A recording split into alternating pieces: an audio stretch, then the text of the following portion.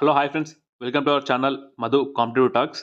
మనం ఈరోజు discuss చేయే topic ఏంటి అంటే మనకి ఎస్ఎస్సి జీడీ ఎగ్జామ్ ఉంది కదండి. సో వాటి కోసం ఎస్ఎస్సి జీడీలో కానిస్టేబుల్ ఎగ్జామ్ ఉంది కదా. సో వాటిలో ఏ టైప్ ఆఫ్ క్వశ్చన్స్ అడుగుతారు, సో అట్లనే ప్రీవియస్ క్వశ్చన్స్ని మనం అనలైజ్ చేద్దాం అనమాట. సో క్వశ్చనింగ్ టైపింగ్ ఇంపార్టెంట్ అండి. సో ఎలా ఉంటుంది అనేది మనకి మోస్ట్ ఇంపార్టెంట్ అనమాట. సో మనకి ఈ క్వశ్చన్స్ అనేటివి ఓన్లీ ఎస్ఎస్సి జీడీకే కాకుండా upcoming exams SSC MTS, CHSL, CGLs అట్లా అన్ని ఎగ్జామ్స్కి యూస్ఫుల్గా ఉంటుంది అనమాట. సో ఇంకా మనం క్వశ్చన్స్లోకి వెళ్దామండి. సో మనకి ఇక్కడ అడిగిన ఫస్ట్ క్వశ్చన్ ఏంటి అంటే నేషనల్ గ్రీన్ ట్రిబ్యునల్ ఏ సంవత్సరంలో ఏర్పడింది అని అడిగారండి. సో మనకి ఫస్ట్ ఏంటంటే నేషనల్ గ్రీన్ ట్రిబ్యునల్ అనే ఒక ఐడియా ఉండాలండి. సో నేషనల్ గ్రీన్ ట్రిబ్యునల్ అనేది మనకి ఎక్కడ వస్తుంది అంటే సో మనము సుప్రీంకోర్టు, హైకోర్టు టాపిక్ చదువుకుంటాం కదా, అక్కడ వస్తుంది అనమాట. సో మళ్ళీ అట్లనే మనము ఎన్విరాన్మెంటల్ కోసం చదువుకుంటాం కండి, పర్యావరణం కోసం అక్కడ మనకు వస్తుంది అనమాట. సో ఏంటంటే ఏదైనా ప్రాజెక్టులు కట్టినప్పుడు కానీ ఎలాంటివైనా ఇండస్ట్రీస్ పెడుతున్నప్పుడు కానీ ఏంటంటే సో పర్యావరణ పరంగా ఏమైనా ఇబ్బందులు ఎదుర్కొనకుండా వాటికి పర్మిషన్ ఇస్తుంది అనమాట. సో ఏమైనా ప్రాజెక్ట్ కడుతున్నప్పుడు ఆ ప్రాజెక్ట్ పర్యావరణ హాని కలిగిస్తుంది అంటే సో మనం ఇక్కడ వెళ్ళి ఇక్కడ కేసు వేయచ్చు అనమాట. అది అలాంటి ట్రిబ్యునల్ ఇది. సో మనకి ఇది ఏ సంవత్సరంలో ఏర్పాటు చేశాడు అడిగారండి క్వశ్చన్. సో మనకి దీని రైట్ ఆన్సర్ వచ్చేసి ఇది సి అండి. 2010లో దీన్ని ఏర్పాటు చేశారు. సో మనం దీనికోసం కొద్దిగా డీటెయిల్గా చూద్దాం. అవకాశం ఎలా ఉంది అంటే సో దీని స్థాపన ఎప్పుడు జరిగింది అడుగుతారండి. సో మనకి దీని స్థాపన వచ్చేసి establishment national green tribunal act 2010 ప్రకారం 18 అక్టోబర్ 2010లో ఏర్పాటు చేశారనమాట. సో ఇది ఒక చట్టబద్ధమైన సంస్థ. సో ఇది మోస్ట్ ఇంపార్టెంట్ అండి. మనకి ఏంటంటే దీని చైర్మన్ ఎవరో అడుగుతారనమాట. సో జస్టిస్ ఆదర్శ్ గోయల్ అనమాట. సో అట్లనే మీరు ఏం చూడాలి అంటే సో దీని యొక్క చైర్మన్ ఉన్నారు కదా, వీళ్ళ యొక్క పదవి సంవత్సరం ఎంత సంవత్సరాలు, వీళ్ళకి హైయెస్ట్ ఏజ్ లిమిట్ ఎంత ఉంటుంది అవి చూడాలి అనమాట. సో దీని హెడ్ క్వార్టర్స్ వచ్చేసి మనకి న్యూఢిల్లీలో ఉంది అండి. సో అట్లనే దీనికి మనకి బెంచెస్ మోస్ట్ ఇంపార్టెంట్ అనమాట. భూపాల్లో ఒకటి, పూణేలో, కోల్కతా, చెన్నైలో ఉన్నాయి. సో ఇంకా నెక్స్ట్ క్వశ్చన్ చూద్దాం.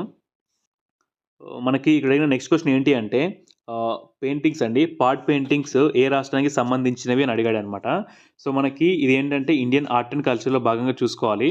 సో మీరు ఎంత హిస్టరీ, ఎంత జాగ్రఫీ, ఎంత పాలిటీ చదువుకున్నా సరే మనం పక్క జీకే స్టాక్ జీకే చదవండి మనం స్కోర్ చేయలేమండి. సో అట్లీస్ట్ మనకి ఇప్పుడున్న పోస్టులలో జాబ్ రావాలంటే 25కి జీకేలో అట్లీస్ట్ 18 నుంచి 20 మధ్యలో రావాలి అనమాట. సో అవన్నీ రావాలంటే జీకే మస్ట్ అనమాట. సో ఇది చూడాలి అనమాట. సో ఇది పడ్ పెయింటింగ్స్ ఉన్నాయి కదా, సో ఇవి ఏ రాష్ట్రానికి సంబంధించినవి అంటే సో ఆన్సర్ వచ్చేసి రాజస్థాన్ అండి. సి అనమాట. పాట్ పెయింటింగ్స్ అనేటివి రాజస్థాన్కి సంబంధించినవి. సో మనం కొన్ని ఇంపార్టెంట్ పెయింటింగ్స్ అనేవి చూద్దాం. మనకి ఎగ్జామ్లో ఎక్కువగా అడిగే క్వశ్చన్స్ అండి ఇవి, ఇంపార్టెంట్ పెయింటింగ్స్ అనమాట, గుర్తుంచుకోవాలి. మధుబని పెయింటింగ్ అండి, ఇది వచ్చేసి ఫ్రమ్ బీహార్ అనమాట. సో ఇంకోటి వచ్చేసి Warli painting from Maharashtra. Kalamkari paintings అండి ఆంధ్రప్రదేశ్ అండ్ తమిళనాడులో ఎక్కువ వేస్తారు. సో చితారా పెయింటింగ్స్ కర్ణాటక అండి. సౌరాకళ పెయింటింగ్స్ అంటే ఒరిస్సా అనమాట. సో ఈ మెయిన్ మధుబని అనేది చాలా ఎక్కువ సార్లు అడుగుతారండి, గుర్తుంచుకోవాలి అనమాట, బీహార్. సో అట్లనే మీరు తెలంగాణలో ఉన్న అట్లా ఉంటాయి కదా పెయింటింగ్స్, అవి కూడా ఒకసారి చూసుకోండి, ఇంపార్టెంట్ అనమాట. సో నెక్స్ట్ క్వశ్చన్ చూద్దాం. క్వశ్చన్ ఏంటి అంటే 2022లో బ్రిక్స్ సమావేశం ఏ దేశంలో జరిగింది అని అడిగారండి. సో ఈ క్వశ్చన్ని మనకి ఎలా అడగొచ్చే అవకాశం ఉంది అంటే సో ఓన్లీ 14వ బ్రిక్స్ సమావేశం ఏ దేశంలో జరిగింది అని కూడా అడగొచ్చు అనమాట. సో మనకి దీని ఆన్సర్ వచ్చేసి ఏంటి అంటే ఏ అండి, చైనాలో బీజింగ్లో జరిగింది అనమాట. సో మనము ఇంటర్నేషనల్స్ చదువుకుంటాం కదండి, లైక్ ఎట్లా అంటే యుఎన్ఓ హెడ్ క్వార్టర్స్ అవి చదువుకుంటాం కదా.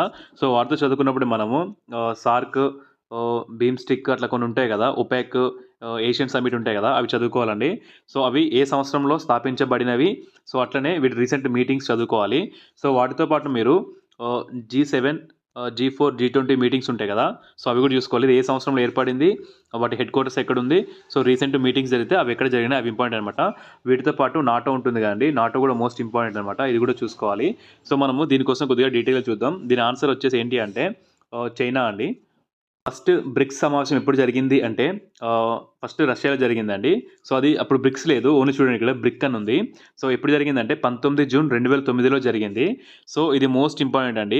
ఏంటి అంటే మనకి సెప్టెంబర్ 2010లో దక్షిణాఫ్రికా అంటే సౌత్ ఆఫ్రికా జాయిన్ అవ్వడం వల్ల ఇది బ్రిక్స్గా మారింది అనమాట. సో రీసెంట్గా అంటే ఈ 15th మోస్ట్ ఇంపార్టెంట్ అండి, రీసెంట్ జరిగింది అనమాట ఆగస్ట్లో. 15th బ్రిక్స్ సమిట్ 2023 ఎక్కడ జరిగింది అంటే దక్షిణాఫ్రికాలోని జోహన్బర్గ్లో జరిగింది అనమాట. సో ఇది మోస్ట్ ఇంపార్టెంట్ అండి. మీరు ఏది గుర్తుంచుకోలేకపోయినా సరే ఈ స్టేట్స్ ఉన్నాయి కదా, ఈ 5 కంట్రీస్ గుర్తుంచుకోవాలి. 6 countries: Egypt, Iran, Saudi Arabia, UAE, Ethiopia, and Argentina అనమాట. సో మనకి ఇక్కడ అడిగేది ఏంటంటే ప్రజెంట్ ఇందులో 5 స్టేట్స్ ఉన్నాయండి. సో నెక్స్ట్ వీటిని కూడా ఇందులో యాడ్ చేస్తారనమాట. సో వీటికి కూడా పర్మిషన్ అప్రూవల్ అయింది. ఇవి బ్రిక్స్ అనేది ఇన్ని కంట్రీస్‌తో చేంజ్ అవుతుందనమాట. ఇవి కంట్రీస్ పక్కా గుర్తుంచుకోండి. సో నెక్స్ట్ క్వెషన్ చూద్దాం. ఇక్కడ నెక్స్ట్ అడిగిన క్వెషన్ ఏంటి అంటే వాయు కాలుష్య నివారణ చట్టం ఏ సంవత్సరంలో వచ్చింది అని అడిగారండి. సో మనకి ఈ మధ్య రీసెంట్‌గా ఎక్కువ ఫోకస్ చేస్తున్న అంశం ఏంటి అంటే పొల్యూషన్ మీద అండి. సో పొల్యూషన్ మీద ఎక్కువ ఫోకస్ చేస్తున్నాడనమాట. సో పొల్యూషన్‌లోని అందులో ఒక భాగమే వాయు కాలుష్య నివారణ అనమాట. సో ఈ చట్టం ఎప్పుడు ఏర్పాటు చేశారని అడిగారనమాట. సో మనకి ఈ చట్టం వచ్చేసి 1981లో ఏర్పాటు చేశారండి. సో దీని రైట్ ఆన్సర్ వచ్చేసి 1981 అనమాట. సో వీటితో పాటు మీరు భారతదేశము ఎప్పటిలోపు కార్బన్ డయాక్సైడ్‌ని పూర్తిగా తగ్గిస్తది అంటే జీరో కార్బన్ అనే మనకి ఒకటి ఉంది కదా! సో ఏ ఇయర్ లోపు అని టార్గెట్ పెట్టుకున్నారో అది చూడండి ఒకసారి. సో అట్లనే రైల్వే కూడా టోటల్‌గా గ్రీన్ రైల్వేస్‌ని జీరో కార్బన్‌గా చేస్తామని చెప్పేసి ఒక ఇయర్ పెట్టుకుందనమాట. సో దాన్ని కూడా కింద కామెంట్ సెక్షన్‌లో తెలపండి. సో కొన్ని ఇంపార్టెంట్ చట్టాలు చూద్దాం. మనకి ఎగ్జామ్‌లో ఎక్కువ అడుగుతున్న చట్టాలు ఏంటి అంటే ఇవి అండి. సో వన్యప్రాణి సంరక్షణ చట్టం 1972. సో ఇంకోటి వచ్చేసంటే పర్యావరణ పరిరక్షణ చట్టం అండి. సో ఎన్విరాన్మెంటల్ ప్రొటెక్షన్ యాక్ట్ అనమాట. సో అట్లనే జీవ వైవిధ్య చట్టం 2002 అనమాట. సో ఈ 3 మనకి చాలా ఇంపార్టెంట్ అనమాట. సో వీటితో పాటు మనకి కొద్దిగా అడవులు ఉంటాయి కదండీ ఫారెస్ట్స్ వాటికి సంబంధించిన చట్టాలు కూడా చూసుకోవాలి అనమాట. సో అట్లనే మీరు చూసుకోవాల్సింది ఏంటంటే పర్యావరణం అంటే డే ఉంటుంది కదా! సో ఎట్లా అంటే ధరిత్రి దినోత్సవం ఎర్త్ డే అట్లా ఉంటుంది కదా! అది ప్లస్ దాని థీమ్ గుర్తుంచుకోవాలి. సో నెక్స్ట్ క్వెషన్ చూద్దాం. నెక్స్ట్ అడిగిన క్వెషన్ ఏంటంటే లిథియం అండి. లిథియం యొక్క పరమాణు సంఖ్య ఎంత అని అడిగారనమాట. సో మనకి లిథియం తెలుసు కదండీ! ఈ మధ్యలో ఎక్కువ న్యూస్‌లో ఉంటుంది. సో నెక్స్ట్ మొత్తం ఎలక్ట్రికల్ వెహికల్స్ జరుగుతున్నాయనమాట. ఆ ఎలక్ట్రికల్ వెహికల్స్‌లో మనకి వాడే మూలకం ఏంటంటే లిథియం అండి. సో మనకి ఆన్సర్ వచ్చేసి లిథియం పరమాణు సంఖ్య వచ్చేసి ఆప్షన్ బి అనమాట 3 అండి. సో మనకు తెలుసు కదా! ఫస్ట్ హైడ్రోజన్ ఉంటుంది. సెకండ్ హీలియం ఉంటుంది. సో అట్లా మీరు మనకి కెమిస్ట్రీలో వచ్చేసి బేసిక్స్ ఏంటంటే మెయిన్ పీరియాడిక్ టేబుల్ చూసుకోవాలండి. సో దాని తర్వాత ఏందంటే యాసిడ్స్, బేసిస్ ఉంటుంది కదా! అవి చూసుకోవాలి. వాటి సైంటిఫిక్ నేమ్స్ కూడా చూసుకోవాలి అనమాట. సో లిథియం కోసం కొద్దిగా డీటెయిల్‌గా చూద్దాం. మనకి మూలకాలన్నిట్లో అతి తేలికైన మూలకం ఏంటి అంటే లిథియం అండి. సో అతి కఠినమైన మూలకం అంటే టంగ్స్టన్ మనం బల్బులలో యూజ్ చేస్తాం కదా! సో అట్లనే రీసెంట్‌గా భారతదేశంలో లిథియం ఏ ఏ ప్రాంతాల్లో దొరికింది అని నిల్వలు ఎక్కువగా ఉన్నాయని అడుగుతారండి. సో మనకి ఫస్ట్ వచ్చేసి జమ్మూ కాశ్మీర్‌లో దొరికాయన్నమాట. సో ఎక్కువ అంటే కనుగొన్నారు. దాని తర్వాత రాజస్థాన్‌లో కనుగొన్నారన్నమాట. సో ఈ 2 నేమ్స్ గుర్తుంచుకోండి. ఎక్కడెక్కడ అంటే Jammu Kashmir and Rajasthan. Next question చూద్దాం. మనకు అడిగిన నెక్స్ట్ క్వెషన్ ఏంటి అంటే మృణాలిని సారాభాయ్ ఏ నాట్యంకు చెందిన వ్యక్తి అని అడిగారండి. సో మనకి మీరు ఎస్ఎస్సికి ప్రిపేర్ అవుతున్నారు అంటే డాన్సెస్ పక్కా చూసుకోవాలండి. Dances related persons plus music related persons చూసుకోవాలన్నమాట. సో మనకి స్టార్టింగ్ ఏం అడిగేవాడు అంటే మృణాలిని సారాభాయ్ అని చెప్పేసి ఈవిడ ఏ నాట్యంకి చెందిన ఒకటే ఇచ్చేవారు. సో రీసెంట్‌గా చేంజ్ అయింది ఏంటంటే ఇలా 2 అడుగుతున్నారనమాట. ఇది చూసుకోవాలన్నమాట. సో అట్లనే ఈవిడికి అవార్డ్స్ ఎప్పుడు వచ్చినాయి అది కూడా గుర్తుంచుకోవాలి. సో అట్లనే మీరు భరతనాట్యం అండ్ కూచిపూడి, కథాకళి ఉంటాయి కదా! వాటిలో ఎక్కువ చూడండి అడుగుతున్నారు. సో మనకి దీని ఆన్సర్ వచ్చేసి ఏంటి అంటే మృణాలిని బాయ్ భరతనాట్యం అండ్ కథాకళిలో చాలా ఫేమస్ అనమాట ఈవిడ. సో ఇవి 2 గుర్తుంచుకోండి. భరతనాట్యం ప్లస్ కథాకళి. అట్లనే భరతనాట్యంలో ఫేమస్ డాన్సర్స్‌ని చూసుకోవాలండి. రుక్మిణీదేవి ఆరెండెల్ గాని, టి. బాలసరస్వతి గారు గాని, సో కొంతమంది ఉంటారు కదా! సో వాళ్ళు మెయిన్ ఇంపార్టెంట్ అనమాట. సో మనము మృణాలిని సారాభాయ్ కోసం కొద్దిగా చూద్దాం. మనకి మృణాల్ సారాభాయ్ కోసం అడిగే అవకాశం ఎక్కడ ఉందంటే అవార్డ్స్ అడుగుతారండి. సో ఈవిడికి పద్మభూషణ్ అవార్డ్ ఎప్పుడొచ్చిందంటే 1992లో వచ్చింది. పద్మశ్రీ అవార్డ్ ఎప్పుడొచ్చింది 1965లో వచ్చింది అనమాట. సో ఈ మెయిన్ మనం చూసుకోవాలనమాట. Mrinalini Sarabhai related to which dance అంటే భరతనాట్యం. ఆవిడకి అవార్డ్స్ వచ్చేసి 1992 అండ్ 1965 అనమాట. సో ఇవి నోట్ చేసుకోండి. నెక్స్ట్ క్వెషన్ చూద్దాం. నెక్స్ట్ అడిగిన క్వెషన్ ఏంటి అంటే సో ఇది మనకి పాలిటీ అండ్ అట్లనే కరెంట్ అఫైర్ రిలేటెడ్ ఉంటదండి. సో మణిపూర్ ఏ రోజున రాష్ట్రంగా ఏర్పడింది అని అడిగారనమాట. సో మణిపూర్ ఏ రోజు రాష్ట్ర అవతరణ చేసుకుంటుంది అని క్వెషన్ అనమాట. సో మనకి మణిపూర్ తెలుసు కదండీ! ఈ మధ్యల న్యూస్‌లో చాలా హైలైటెడ్‌గా ఉందనమాట. సో అక్కడ గొడవలు జరగడం అవన్నీ ఉన్నాయన్నమాట. సో మనకి మీరు చూడాల్సిందంటే మణిపూర్ పైన గవర్నమెంట్ కొన్ని కమిటీస్ ఏసింది కదా! ఆ కమిటీస్ చూడాలి. సో దాంతో పాటు మణిపూర్ రాజధాని చూసుకోవాలండి. మణిపూర్ రాజధాని వచ్చేసి ఇంఫాల్ అనమాట. సో అట్లనే ప్రెజెంట్ మణిపూర్ గవర్నర్ ఎవరున్నారు? మణిపూర్ సీఎం ఎవరున్నారో అది కూడా చూసుకోవాలి.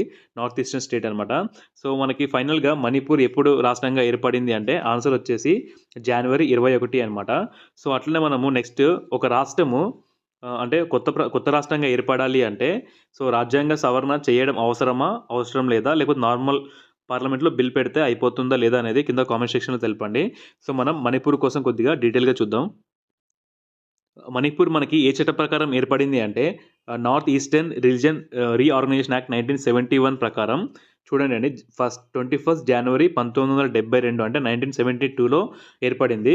సో మణిపూర్తో పాటు మనకి ఇంకొక 2 జిల్లాలు ఏర్పడ్డాయండి. సో రాష్ట్రాలు ఏర్పడ్డాయి. మణిపూర్, త్రిపుర, మేఘాలయ ఈ 3 రాష్ట్రాలు మనకి ఎప్పుడు ఏర్పడ్డాయండి? 21 జనవరి 1972లో ఏర్పడ్డాయి. సో మనకి ఇది అడిగే అవకాశం ఎక్కువగా ఉంది అనమాట, చూసుకోవాలి. సో నెక్స్ట్ క్వశ్చన్ చూద్దాం. మనకి ఇక్కడ అడిగిన నెక్స్ట్ క్వశ్చన్ ఏంటి అంటే 1950 సంవత్సరంలో భారతదేశంలో జరిగిన మొట్టమొదటి గణతంత్ర దినోత్సవ వేడుకలకు ముఖ్య అతిథిగా వచ్చిన అతిథి ఎవరు అడిగారండి. సో మనము ఎవ్రీ ఇయర్ సెలబ్రేట్ చేస్తూ ఉంటాం కదా, Jan 26 అండ్ August 15 రోజు మనకి ప్రతి దేశం నుంచి ఒక వ్యక్తి వస్తుంటారు కదా చీఫ్ గెస్ట్ లెక్క. సో అట్లా 1950లో ఫస్ట్ టైం ఎవరు వచ్చారు అడిగారండి. సో ఇది రీసెంట్గా సిపిఓలో అడిగిన క్వశ్చన్ అనమాట. సో దీని ఆన్సర్ వచ్చేసి బి సుకర్ణం అండి. సో ఈయన మనకి ఎక్కడ వస్తారంటే హిస్టరీలో చూసుకుంటే ఈయన ఇండోనేషియాకి సంబంధించిన వ్యక్తి అండి. సో మనందరికీ తెలుసు కదా అలినో ఉద్యమం అంటాం కదా, సో నామ్ అంటాం కదా, నాన్ ఎలిగెంట్ మూవ్మెంట్ అంటాం కదా. సో ఇది ఏర్పాటు చేయడంలో ఈయన ముఖ్య వ్యక్తి అనమాట. అక్కడ మనం చూసుకుంటాం ఈయనని. సో అట్లనే ఈ నామ్ అనేది ఎప్పుడు ఏర్పడింది అంటే 1961లో ఏర్పడిందండి, ఇది గుర్తుంచుకోవాలి అనమాట. సో అట్లనే మీరు కింద కామెంట్ సెక్షన్లో తెలపండి 2022లో జరిగిన గణతంత్ర దినోత్సవాలకు ఎవరు భారతదేశ ముఖ్య అతిథిగా వీచేశారు. అట్లనే నెక్స్ట్ జరుగుతుంది కదా ఇది 2023 అని, 2024లో జరిగే వాటికి Jan 26కి ఎవరు చీఫ్ గెస్ట్గా వస్తున్నారు అదొకటి కింద కామెంట్ సెక్షన్లో తెలపండి. సో ఫైనల్గా ఇవి అండి ఈరోజు క్వశ్చన్స్ అనమాట. సో మీరు ఇంకా క్వశ్చన్స్ ఇలాంటివి కావాలి అంటే కింద కామెంట్ సెక్షన్లో తెలపండి. So thanks for watching.